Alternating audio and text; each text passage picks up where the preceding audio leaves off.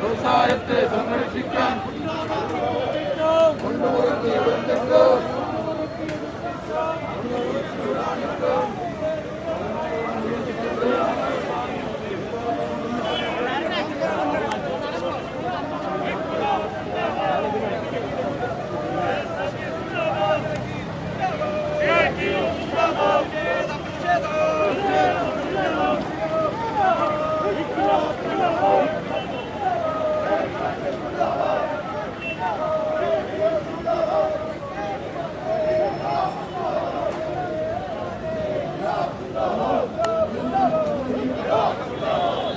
ഒരുപക്ഷെ ആ കോവിഡിനേക്കാൾ കൊറോണയേക്കാൾ ഭയാനകമായ മാനേജ്മെന്റ് KSRTC ഭരിക്കുമ്പോൾ ഒരുപക്ഷെ കൊറോണയെ പോലും ഭയമില്ലാത്തവരായി മാറുന്ന സാഹചര്യത്തിലേക്ക് KSRTC ജീവനക്കാരെ കൊണ്ടെത്തിക്കുന്ന സാഹചര്യം KSRTCയുടെ മാനേജ്മെന്റ് വരുത്തി വെക്കുമ്പോൾ ഒരുപക്ഷെ ഭഗവാൻ കരിഞ്ഞാലും പൂജാരി കനിയില്ല എന്ന് പറയുന്ന ധിക്കാരപരമായ സമീപനമെടുക്കുന്ന പൂജാരിമാർ KSRTC മാനേജ്മെന്റിന്റെ തലപ്പത്തിരിക്കുമ്പോഴേക്കും സർക്കാർ ശമ്പള പരിഷ്കരണം നടപ്പിലാക്കുവാൻ വേണ്ടിയുള്ള നയവുമായി മുന്നോട്ട് പോകാൻ വേണ്ടി ആവശ്യപ്പെടുമ്പോഴും അത്തരത്തിലേക്ക് നടപടികൾ സ്വീകരിക്കാതെ മാനേജ്മെന്റ് മുന്നോട്ട് പോകുമ്പോൾ KSRTCയുടെ പൊതുമേഖലാ സ്ഥാപനത്തിൽ തന്റെ ജീവിതത്തിന്റെ മുന്തിയ പങ്കും തന്റെ മജ്ജയും മാംസവും രക്തവും പച്ചവെള്ളമാക്കിക്കൊണ്ട് പണിത എംപാനൽ ജീവനക്കാരെന്ന ഓമന പേരിട്ട് വിളിക്കുന്ന ആ മാന്യമായ ജീവനക്കാർക്ക് അവർക്ക് തൊഴിൽ കൊടുക്കുവാൻ സ്വിഫ്റ്റ് എങ്കിൽ സ്വിഫ്റ്റ് സ്ഥാപിച്ചുകൊണ്ട് അവർക്ക് അവരുടെ തൊഴിൽ ഉറപ്പിക്കുന്നതിലേക്ക് വേണ്ടിയുള്ള നയസമീപനവുമായി മുന്നോട്ട് പോകുമ്പോഴേക്കും അംഗീകൃതയുടെ വേഷമണിഞ്ഞവർ കോടതിയെ സമീപിക്കുമ്പോഴേക്കും ആ സുഹൃത്തുക്കൾക്ക് ജോലി കൊടുക്കാൻ കഴിയാത്ത സാഹചര്യവും നിലനിൽക്കുന്ന KSRTCയിൽ ശമ്പള പരിഷ്കരണം നടപ്പിലാക്കണമെന്നും അതേപോലെ തന്നെ യാത്രാക്ലേശം ഇന്ന് രൂക്ഷമാണ്. ഇന്ന് ഒരുപക്ഷെ KSRTC ജീവനക്കാരൻ ഒരു പ്രകടനത്തിന്റെ ഫലമായി സെക്രട്ടേറിയറ്റ് മാർച്ചും ധർണയും നടത്തുമ്പോഴേക്കും കൂട്ടം കൂടി നിൽക്കാൻ വിധിക്കപ്പെട്ടവരായി മാറുമ്പോൾ എല്ലാ ദിവസവും പൊതുജനം ആ തരത്തിലേക്ക് KSRTCയുടെ ബസ്സിനകത്ത് കുത്തിനിരക്കി യാത്ര ചെയ്യുവാൻ വിധിക്കപ്പെട്ടവരായി KSRTC മാറിയിരിക്കുകയാണ്. കാരണം എന്താണ്? ഡിസ്ട്രിക്ട് കോമൺ പൂൾ എന്ന ഓമന പേര് പറഞ്ഞുകൊണ്ട് KSRTCയുടെ വാഹനങ്ങൾ 522 മീഞ്ചക്കലും അതേപോലെ തന്നെ 517 പാറശാലയും ഡിപ്പോയിൽ കൊണ്ട് ഡംപ് ചെയ്തുകൊണ്ട് അതിന് സ്റ്റാർട്ടാകണമെങ്കിൽ അത് അഡീഷണൽ ബാറ്ററി വണ്ടി ഒന്ന് സ്റ്റാർട്ട് ചെയ്യേണ്ട അവസ്ഥയുണ്ടാക്കി അതിന്റെ ഓരോ പാർട്ടും അവിടുത്തെ മെക്കാനിക് ജീവനക്കാർ ലഭ്യമല്ലാതെ വരുന്ന പാർട്ടുകൾ ആ ഡിപ്പോയിലെത്തി അതിൽ നിന്ന് ഊരിയെടുക്കുന്ന സാഹചര്യം. പാറശാലയിൽ പോകുമ്പോൾ പാറശാലയുടെ ബഹുമാനിയായ MLA സഖാവ് CK ഹരീന്ദ്രൻ KSRTCയുടെ വകുപ്പ് മന്ത്രിയെയും MDയും കൂട്ടി പാറശാലയിൽ ആ രംഗം കാണുമ്പോൾ അദ്ദേഹം ചോദിക്കുകയാണ്, ഈ ജനറൽ ബസ്സിന് സ്റ്റിയറിംഗ് വേണ്ടേ എന്ന്. അപ്പോഴാണ് കാര്യം മനസ്സിലാകുന്നത്, ജനറൽ ബസ്സിന്റെ സ്റ്റിയറിംഗ് ആരെ ഓടിക്കൊണ്ട് പോയിരിക്കുകയാണ്, വേറെ ഏതോ വണ്ടിക്ക് വിറ്റിയാണ്. അപ്പൊ ഞാൻ പറഞ്ഞു, അങ്ങനെ ഈ ചോദ്യം ഓടത്ത് ചോദിക്കരുത്, ഇത് നമ്മുടെ ബഹുമാനപ്പെട്ട മെക്കാനിക് സുഹൃത്തുക്കൾ വേറെ ഏതോ വണ്ടിക്ക് സൈഡിൽ കിടന്ന വണ്ടിയുടെ ഊരിക്കൊണ്ട് പോയിരിക്കുകയാണ്. ഇതാണ് KSRTCയുടെ അവസ്ഥ. ഇതിന് എങ്ങനെ വെളിയിറക്കാൻ കഴിയുമെന്ന് അദ്ദേഹം അന്തം വിട്ട് നിൽക്കുന്നു. KSRTCയുടെ മന്ത്രിയോട് പറയുകയാണ്, ഇതാണ് നിലവിലുള്ള KSRTCയുടെ അവസ്ഥ. KSRTCയുടെ ബസ്സിലെ സ്റ്റിയറിംഗാണ് തലയെങ്കിൽ KSRTCയുടെ ചീഫ് ഓഫീസിൽ MD എന്ന് പറയുന്ന തല ഇന്നില്ല.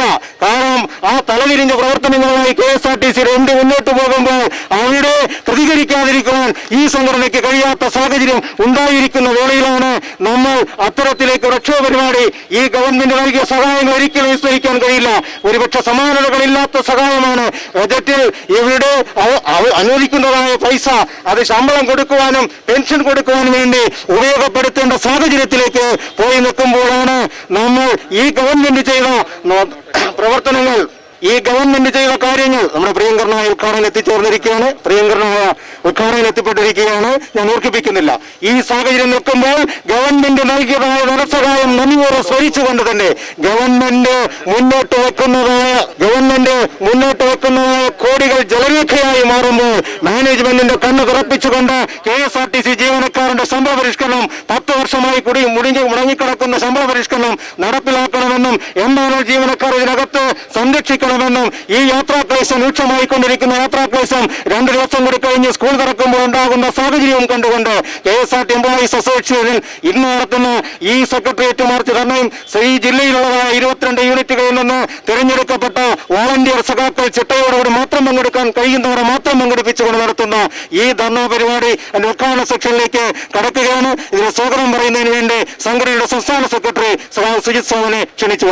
CIT പ്രസ്ഥാനത്തിന്റെ നമ്മുടെ മാതൃസംഘടനയുടെ ദേശീയ സെക്രട്ടറിയും പ്രിയങ്കരനായ പൊന്നാനി MLA സഖാവ് പി നന്ദകുമാർ ഒരുപക്ഷെ പലപ്പോഴും KSRTC ജീവനക്കാരനാണെന്ന് തോന്നിപ്പോകുന്ന തരത്തിൽ നമ്മുടെ സമര പരിപാടികളിൽ നിറസാന്നിധ്യമായ നമ്മുടെ പ്രിയങ്കരനായ MLA സഖാവ് പി നന്ദകുമാറിനെ വളരെ ആദരപൂർവ്വം സ്വാഗതം ചെയ്യുന്നതോടൊപ്പം ഒരു കാര്യം സഹായത്തോട് പറയുന്നത്, വളരെ നിശബ്ദരായി മൈക്കിന്റെ സൗണ്ട് അങ്ങോട്ട് പറയുമ്പോൾ ഇങ്ങോട്ട് പിടിക്കുന്ന തരത്തിലുള്ള മൈക്കാണ്, നമുക്കറിയാം ഈ സിസ്റ്റത്തിന്റെ. അതുകൊണ്ട് സഖാവ് വളരെ പതുക്കെയാണ് സംസാരിക്കുന്നത്. നിശബ്ദരായിരുന്ന് ആരും തന്നെ ഈ പ്രസംഗം തീരുന്നവരെ ഒരാൾ പോലും പുറകോട്ട് പോകാതെ നിശബ്ദരായി എന്ന് സഹകരിക്കണം എന്ന് പറഞ്ഞുകൊണ്ട് സഖാവിനെ വളരെ ആദരപൂർവ്വം സ്വാഗതം ചെയ്യുകയാണ്. നിരന്തര പ്രക്ഷോഭത്തിന്റെ വേദിയിലാണ് KSRTCയിലെ ജീവനക്കാർ. കഴിഞ്ഞ വർഷങ്ങളായി പ്രക്ഷോഭരംഗത്തെ സ്ഥിരം സാന്നിധ്യമായി ഈ സംഘടന മാറിക്കഴിഞ്ഞിരിക്കുകയാണ്. ജീവനക്കാർ അടിയന്തര ആവശ്യങ്ങൾ നേടിയെടുക്കുന്നതിന് വേണ്ടി വീണ്ടും ഇവ പ്രക്ഷോഭത്തേക്ക് വന്നിരിക്കുന്നു. നമ്മുടെ രാജ്യത്തിലെ പൊതു ഗതാഗത മേഖലയ്ക്കകത്തുള്ള ഏറ്റവും പ്രധാനപ്പെട്ട ഒരു സർവീസ് മേഖലയ്ക്കകത്തുള്ള പ്രധാനപ്പെട്ട ഒരു പ്രസ്ഥാനമാണ് KSRTC. നമുക്കറിയാം, ലോകത്തിൽ എവിടെയും ഒരു രാജ്യത്തിലും പൊതുമേഖലയ്ക്കകത്ത് ഓടുന്ന വാഹനങ്ങൾ, അത് ട്രെയിനായാലും വേണ്ടില്ല, അതല്ലെങ്കിൽ ബസ്സായാലും വേണ്ടില്ല, മറ്റ് ഏത് ജലഗതാഗത മേഖലയ്ക്കകത്തുള്ളതായാലും ലാഭകരമായി പോയ ചരിത്രം എവിടെയില്ല. അത് സേവന മേഖലയ്ക്കകത്തുള്ളതാണ്. ട്രെയിൻ സർവീസ് എവിടെയെങ്കിലും ലോകത്തിൽ ലാഭകരമായി പോകുന്നുണ്ടെങ്കിൽ അത് ഗുഡ് സർവീസ് ആയിട്ട് പോകുന്ന അതിൻ്റെ ലാഭം കൂടി കണക്കിലെടുത്തുകൊണ്ടാണ്. കാരണം യാത്ര ചെയ്യാനുള്ള അവസരം ഉണ്ടാക്കി കൊടുക്കുക എന്നത് ഒരു ജനാധിപത്യ ഗവൺമെന്റിന്റെ സാമാന്യ മര്യാദയാണ്. യാത്രാ സൗകര്യം ഒരുക്കി കൊടുക്കുക എന്നത് ഏത് ജനാധിപത്യ പുരോഗമന ഗവൺമെന്റിന്റെയും ബാധ്യതയാണ് എന്ന് വിശ്വസിക്കുന്ന പ്രസ്ഥാനക്കാരാണ് ഞങ്ങളൊക്കെ തന്നെ. അല്ലാതെ നിന്ദിക്കുന്നവരുണ്ടായിരിക്കാം സമൂഹത്തിനകത്ത്. KSRTCനെ ആ രൂപത്തിലേക്ക് കാണണം എന്നാണ് എനിക്ക് അഭ്യർത്ഥിക്കാനുള്ളത്. പ്രത്യേകിച്ച് നമ്മൾ സ്കൂൾ നേരത്തെ സ്വാഗത പ്രസംഗം സൂചിപ്പിച്ച പോലെ വിദ്യാഭ്യാസ സ്ഥാപനങ്ങൾ തുറക്കാൻ പോകുന്ന ഈ അവസരത്തിൽ പ്രത്യേകിച്ച് തെക്കൻ മേഖലയ്ക്കകത്ത്, ഞങ്ങളുടെ മേഖലയെക്കാളും കൂടുതൽ തെക്കൻ മേഖലയ്ക്കകത്ത് വിദ്യാർത്ഥികൾ ആശ്രയിക്കുന്ന ഒരു സ്ഥാപനം KSRTC. പൊതുഗതാഗതത്തിന് ഏറ്റവും അധികം തെക്കൻ മേഖല ഉപയോഗപ്പെടുത്തുന്നത് KSRTCയാണ്. ആ KSRTC ലാഭകരമാക്കുന്നതുമായി ബന്ധപ്പെട്ടുകൊണ്ട് വളരെ വിശദമായി സംസാരിക്കാൻ ഞാൻ ആഗ്രഹിക്കുന്നില്ല. അസംബ്ലിക്കകത്തുനിന്ന് വന്നതുകൊണ്ട് പരിമിതിയുണ്ട്, അല്ലെങ്കിൽ ഒരുപാട് കാര്യങ്ങൾ പറയാനില്ലാത്തത് കൊണ്ടല്ല. ഇവിടെ മാധ്യമങ്ങൾക്കകത്തൊക്കെ വരുന്ന ചർച്ചകളും മാധ്യമങ്ങൾക്കകത്ത് വരുന്ന വിവാദപ്രദമായിട്ടുള്ള പരാമർശങ്ങളൊക്കെ ശ്രദ്ധിക്കുന്നവരാണ് ഞങ്ങളൊക്കെ തന്നെ. ഈ KSRTC സംരക്ഷിക്കുന്നതിന് വേണ്ടി സേവ് KSRTC പ്രസ്ഥാനം ആരംഭിച്ചത് ഈ സംഘടനയാണ്, അതാരും മറക്കേണ്ടതില്ല. ഒരു ഉദ്യോഗസ്ഥ വൃന്ദമോ ഒരു ഗവൺമെന്റിന്റെ ഭാഗത്തുനിന്നോ മുൻകൈ എടുക്കുന്നതിന് മുമ്പ് KSRTC സംരക്ഷിക്കണമെന്ന് ആവശ്യപ്പെട്ടുകൊണ്ട് വർഷങ്ങൾക്ക് മുമ്പ് പ്രക്ഷോഭ സമരം സംഘടിപ്പിക്കുകയും അതിനു വേണ്ടിയിട്ട് നിർദ്ദേശം വെക്കുകയും ചെയ്തു ഈ സംഘടനയാണ്. ആ പാരമ്പര്യം ഒന്ന് ഉയർത്തിപ്പിടിച്ചുകൊണ്ട് തന്നെയാണ് ഈ സംഘടന പറയുന്നത്. ഗവൺമെന്റിന് മുമ്പിൽ ഇത് ലാഭകരമായി നടത്തിക്കൊണ്ടുപോകുന്നതിനെ സംബന്ധിച്ചിടത്തോളം നമുക്ക് ചർച്ച ചെയ്യാം. ലാഭം എന്ന് പറയുമ്പോൾ ലാഭമുണ്ടാക്കാനല്ല, നഷ്ടമില്ലാതെ വണ്ടി ഓടുന്നതിനെ സംബന്ധിച്ച് ചർച്ച ചെയ്യാം. ആ ചർച്ച ചെയ്യുന്നതിന് ഒരുപാട് നിർദ്ദേശം ഞങ്ങളുടെ ഭാഗത്തുനിന്നുണ്ട്, സംഘടനയുടെ ഭാഗത്തുനിന്നുണ്ട്. അത് കേൾക്കണം. നമ്മുടെ രാജ്യത്തുള്ള ഏത് ആൾക്കാണ് ഇപ്പോൾ കൺസെഷൻ ഇല്ലാത്തതെന്ന് ആലോചിക്കുമ്പോൾ ഞാൻ അസംബ്ലിക്കകത്ത് ഇങ്ങനെ പ്രഖ്യാപനം കേൾക്കുമ്പോൾ അങ്ങ് ശ്രദ്ധിച്ചുകൊണ്ടിരിക്കുന്നു. കൺസെഷൻ ഇല്ലാത്തത് പാരിക്കാണെന്നുള്ള കാര്യം സംബന്ധിച്ചിടത്തോളം ഞങ്ങൾ എതിരൊന്നല്ല. ഗവൺമെന്റിന്റെ ബാധ്യത എന്ന നിലയ്ക്ക് ആനുകൂല്യം കൊടുക്കുമ്പോൾ അതിനെതിരൊന്നല്ല KSRTC. പക്ഷെ ആര് കോമ്പൻസേറ്റ് ചെയ്യത്? ആരാണ് കോമ്പൻസേറ്റ് ചെയ്യുക? ഈ വണ്ടി ഓടണമെങ്കിൽ അതിനാവശ്യമായ ചെലവ് വേണം. ആ ചെലവിനെ സംബന്ധിച്ചിടത്തോളം നല്ലൊരു ശതമാനം ഇങ്ങനെ എന്താ കൺസെഷൻ കൊടുത്തുകൊണ്ട് പോയി വണ്ടി ഓടുമ്പോൾ എങ്ങനെ ലാഭം ഉണ്ടാവുക?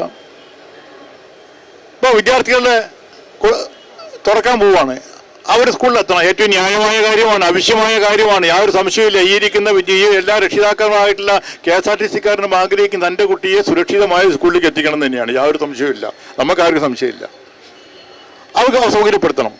പക്ഷെ അവരെ സൗകര്യപ്പെടുത്തുന്ന അവസരത്തിൽ ഈ വിദ്യാർത്ഥികളെ കൊണ്ടുപോകുന്ന ഈ വണ്ടി എങ്ങനെ ഓടുന്നു, അതിനാവശ്യമായ സഹായം ഏത് രൂപത്തിലേക്കാണ് നമുക്ക് ചർച്ച ചെയ്യപ്പെടണ്ടേ? ചർച്ച ചെയ്യപ്പെടുന്ന ഞങ്ങളുടെ അഭിപ്രായം, സംഘടനയുടെ അഭിപ്രായം. ഞാൻ വിശദമായി കിടക്കല്ല. ഇങ്ങനെ ഓരോ വിഷയങ്ങളെ സംബന്ധിച്ച് പുതിയ പ്രഖ്യാപനം നടത്തുമ്പോൾ ആ പ്രഖ്യാപനത്തിന് അനുസൃതമായിക്കൊണ്ട് ഈ KSRTC എന്ന് പറയുന്ന ഈ പ്രസ്ഥാനത്തെ സംരക്ഷിക്കുന്നതുമായി നടപടികൾ കൂടി ചർച്ച ചെയ്തുകൊണ്ട് അതിനുള്ള പരിഹാരത്തെ സംബന്ധിച്ച് നിർദ്ദേശിക്കേണ്ടതായിട്ടുണ്ട്. അത് ഗവൺമെന്റ് ഭാഗത്തുനിന്നുണ്ടാവണ്ടേ? സാധാരണ PSC പോസ്റ്റിംഗ് കിട്ടിയ ആൾക്കാരാണ് ഇതിനകത്തുള്ളത്. ശമ്പള പരിഷ്കരണം മറ്റെല്ലാ വിഭാഗം ജീവനക്കാരും കിട്ടുമ്പോൾ ന്യായമായി കിട്ടേണ്ടതാണ്. അതിന്റെ പ്രയാസങ്ങൾ ഒരു ഇൻഡസ്ട്രി എന്ന നിലയ്ക്ക് അതിന്റെ പ്രശ്നങ്ങളും പ്രയാസങ്ങളൊക്കെ തന്നെ ബോധ്യപ്പെടുത്തിയാൽ കുറെ ബോധ്യപ്പെടുന്ന ആൾക്കാരുമാണ്, യാതൊരു സംശയിക്കണ്ട. ഇടതുപക്ഷ ജനാധിപത്യ മുന്നണി ഗവൺമെന്റ് പരമാവധി ചെയ്തിട്ടുണ്ട്. അത് ഞങ്ങൾ ഈ തൊഴിലാളി സംഘടന അംഗീകരിക്കുന്നുണ്ട്. ഒരു ഗവൺമെന്റും ചെയ്യാത്ത രൂപത്തിലേക്ക് കഴിഞ്ഞ ഗവൺമെന്റ് കാലത്ത് 5000-ഓളം കോടി രൂപ ഈ മേഖലക്കകത്ത് നൽകിയതിനെ സംബന്ധിച്ചിടത്തോളം ഏറ്റവും അഭിനന്ദനം രേഖപ്പെടുത്തിക്കൊണ്ട് പ്രചരണ പ്രക്ഷോഭത്തിനൊപ്പം ഭാഗമായിക്കൊണ്ട് ഈ കാര്യം പറഞ്ഞവരാണ് ഇവിടുത്തെ ജീവനക്കാരുടെ സംഘടനകൾ. യാതൊരു സംശയമില്ല. ഇപ്പൊ 1400-ഓളം കോടി രൂപ അല്ലേ, 1200-ഓളം കോടി രൂപ ഈ 5-6 മാസം കൊണ്ട് കൊടുത്തിട്ടുണ്ട്. അതിനെ അഭിനന്ദിക്കുന്നുണ്ട്, ഇല്ലാന്ന് പറയുന്നില്ല. പക്ഷെ അതുകൊണ്ട് മാത്രം നിൽക്കുന്ന രൂപത്തിലേക്കല്ല ഇപ്പൊ കിടക്കുന്നത്. കടബാധ്യത അത്ര അധികം കൂടുതലാണ്. അതുകൊണ്ട് ഈ പ്രശ്നം ന്യായമായ രൂപത്തിൽ പരിഹരിക്കപ്പെടണം എന്ന് അസംബ്ലിക്കകത്തും അസംബ്ലിക്ക് പുറത്തും ഞങ്ങളൊക്കെ ആവശ്യപ്പെട്ടുകൊണ്ടിരിക്കുകയാണ്. കുറെ വർഷത്തിന് പരിഹാരം കാണാൻ കഴിയുമെന്നാണ് എൻ്റെ വിശ്വാസം ഉള്ളത്. ഗവൺമെന്റ് വളരെ ഗൗരവമായിട്ട് ഈ പ്രശ്നം എടുത്തിട്ടുണ്ട് എന്നാണ് ഞാൻ മനസ്സിലാക്കുന്നത്. ശമ്പള പരിഷ്കരണവുമായി ബന്ധപ്പെട്ടുകൊണ്ട് ചില ചർച്ചകൾ ആരംഭിക്കാൻ പോകുന്നുണ്ട് ജീവനക്കാരുടെ സംഘടനയുമായിട്ട്. ഞാൻ വരുന്നതിന് മുമ്പ് ആ ക്ലാരിഫിക്കേഷൻ വരുത്തിയിരുന്നു. അതിനെ സംബന്ധിച്ചിടത്തോളം അത് സംഘടന ചർച്ച ചെയ്യാം. അപ്പോൾ ആ സംഘടന ഏതൊക്കെ രൂപത്തിലാണ് എങ്ങനെയൊക്കെയാണെന്ന് അപ്പോൾ ചർച്ച ചെയ്യുമ്പോൾ സംഘടനയ്ക്കുള്ള അഭിപ്രായം സംഘടന പറയും, ഗവൺമെന്റ് അഭിപ്രായം അല്ലെങ്കിൽ മാനേജ്മെന്റിന്റെ അഭിപ്രായം മാനേജ്മെന്റും പറയും. എടുക്കുന്ന രൂപത്തെ സംബന്ധിച്ചിടത്തോളം മറ്റൊരു നല്ലൊരു വിഭാഗപ്പെട്ട 80 ജീവനക്കാർ പുറത്ത് കിടക്കുന്നുണ്ട്. അവരുടെ കാര്യത്തെ പറ്റി ആരാണ് പരിഹാരം കാണുന്നത്? തൊഴിലില്ലായ്മ അതിരൂക്ഷമാണ്. ഇതല്ലെങ്കിൽ വേറൊരു തൊഴിൽ കിട്ടുക എന്നത് പ്രയാസകരമായ ഒരു അന്തരീക്ഷത്തിൽ നമ്മൾ ജീവിക്കുന്നത്. 24% ഇന്ത്യ രാജ്യത്തിനകത്ത് തൊഴിലില്ലായ്മയുടെ ഇപ്പോഴത്തെ റേറ്റ് 24%. 100 ആൾക്കാർ തൊഴിലില്ലാത്തവരുണ്ടെങ്കിൽ 24 ആൾക്കാർക്ക് പണിയില്ല എന്നാണ് അർത്ഥം.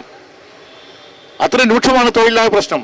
കണ്ടക്ടർമാരായിട്ട് എഞ്ചിനീയർമാർ വരുന്നു, കണ്ടക്ടർമാരായിട്ട് നല്ല ക്വാളിഫിക്കേഷൻ ആൾക്കാർ, പോസ്റ്റ് ഗ്രാജുവേഷൻ ആൾക്കാർ വരുന്നു.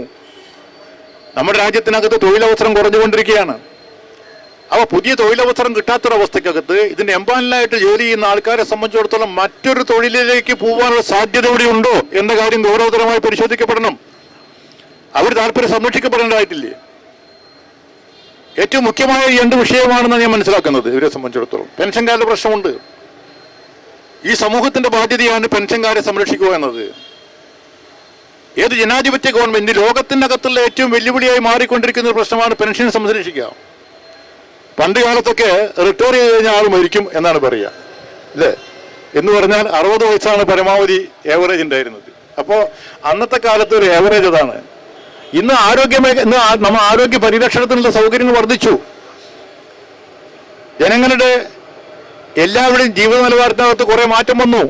കേരളത്തിനകത്ത് പ്രത്യേകിച്ചും ഇന്ത്യയിൽ തന്നെ ഏറ്റവും അധികം പ്രായാധിക്യമുള്ള ആൾക്കാർ സംസ്ഥാനമായി കേരളം മാറിക്കൊണ്ടിരിക്കുകയാണ്, ഏറ്റവും കൂടുതൽ. അപ്പോൾ സ്വാഭാവികമായിട്ടും അതിൻ്റെ ആനുപാതികമായിട്ട് പെൻഷൻ ജീവനക്കാരും സ്വാഭാവികമായിട്ടും എണ്ണം കൂടും.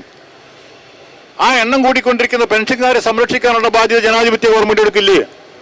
അവരെ സംരക്ഷിക്കപ്പെടേണ്ടതായിട്ടില്ലേ?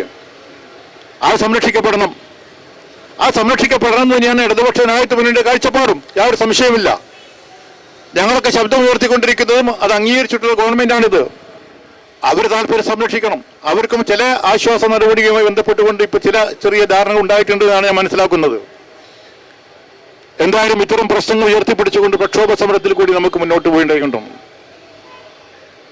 ആ പ്രക്ഷോഭ സമരം ശക്തിപ്പെടുത്തിക്കൊണ്ടല്ലാതെ ഈ രാജ്യത്തിലെ ഈ നയം തിരുത്തിക്കുന്നതിന്റെ പോരാട്ടത്തിന്റെ ഭാഗം കൂടിയാണ് നമ്മൾ കാണുന്നത്. ഒറ്റപ്പെട്ട സമരമായി വേണ്ട.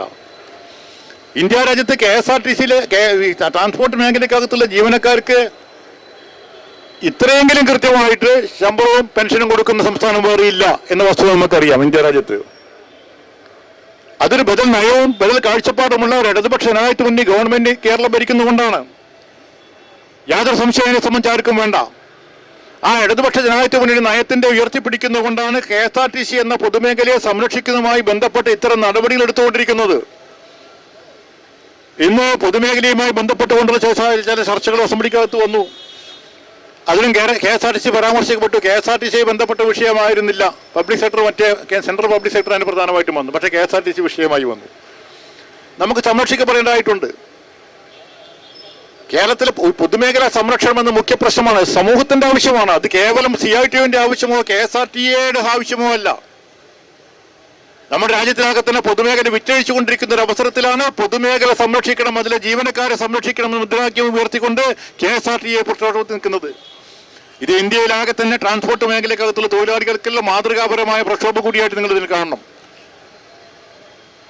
കേരളമാണ് പലതും തുടക്കം കുറിച്ചിട്ടുള്ളത്. അതുകൊണ്ട് ഈ പ്രക്ഷോഭ സമരം, ഈ ധാർമ്മികമായ സമരം ന്യായമായ ആവശ്യങ്ങൾ അംഗീകരിച്ചുകൊണ്ട് ചർച്ച ചെയ്തുകൊണ്ട് പരിഹരിക്കുന്ന രൂപത്തിലേക്കുള്ള ശ്രമങ്ങൾ നമ്മുടെ ഭാഗത്ത് നടത്താം ഇനി നടത്തും, ഗവൺമെന്റ് രൂപത്തിലേക്കുള്ള സമീപനം കൈക്കൊള്ളും എന്നാണ് ഞാൻ പൂർണ്ണമായും വിശ്വസിക്കുന്നത്. ഈ പ്രക്ഷോഭ സമരത്തിൽ പങ്കെടുത്തിട്ടുള്ള മുഴുവൻ സഖാക്കളെയും സുഹൃത്തുക്കളെയും സഹോദരന്മാരും ഞാൻ അഭിവാദ്യം ചെയ്യുന്നു. മറ്റു വിഷയത്തിലും കടക്കാതെ ഈ പ്രക്ഷോഭ സമരം ധർമ്മസമരമായിട്ട് കണ്ടുകൊണ്ട് നമുക്ക് മുന്നോട്ട് പോകാം എന്ന് മാത്രം പറഞ്ഞുകൊണ്ട് ഈ പ്രക്ഷോഭ സമരത്തെ സെന്റർ ഓഫ് ഇന്ത്യൻ ട്രേഡ് യൂണിയൻസിനും നമ്മുടെ ട്രാൻസ്പോർട്ട് മേഖലയ്ക്കകത്തുള്ള തൊഴിലാളി സംഘടന പ്രസ്ഥാനത്തിനും വേണ്ടി ഞാൻ അഭിവാദ്യം ചെയ്യുന്നു.